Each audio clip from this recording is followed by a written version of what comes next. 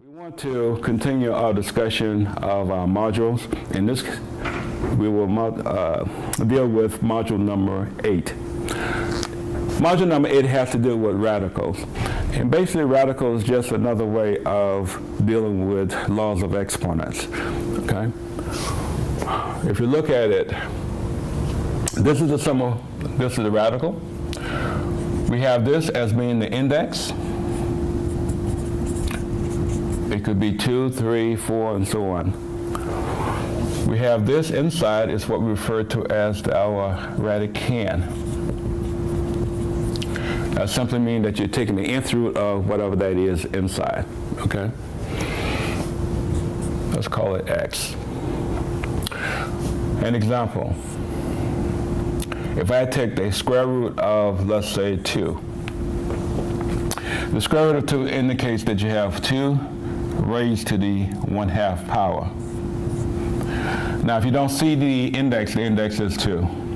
Or I can say the cube root of 8. Here, if it's not 2, I have to write the index. And in this case, the index is what, 3? I'm taking the cube root of 8. Okay? And you're going to write that as, we're going to write that as what, 8 raised to the 1/3 power.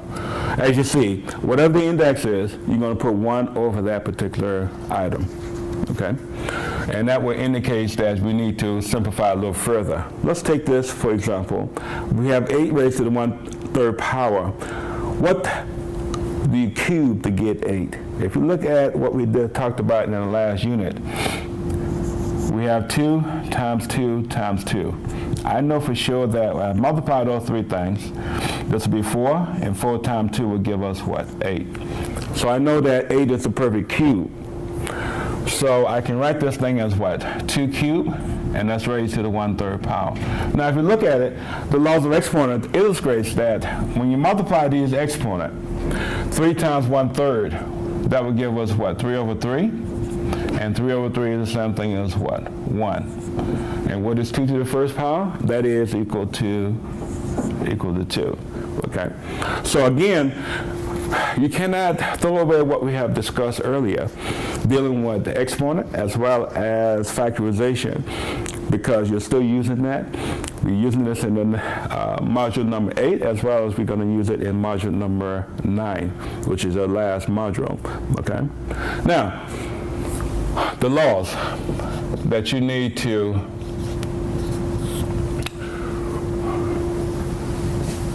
get used to, and that is, number 1, we have the nth root of A times the nth root of B.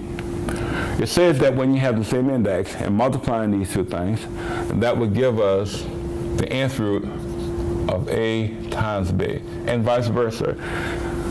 If I'm given this, I can go backwards and separate it in this fashion into what? Factors. Okay? Secondly, we have what? The nth root of what? A divided by the nth root of B. That's division. Likewise, I can put it under one umbrella, and that would be the same thing as what? A over B. Or vice versa.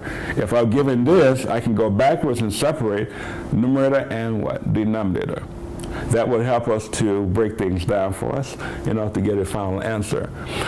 The last thing I want to mention to you about this situation is that you cannot have a radical in the denominator if you're trying to simplify. So always keep that in mind. We will get to that a little later.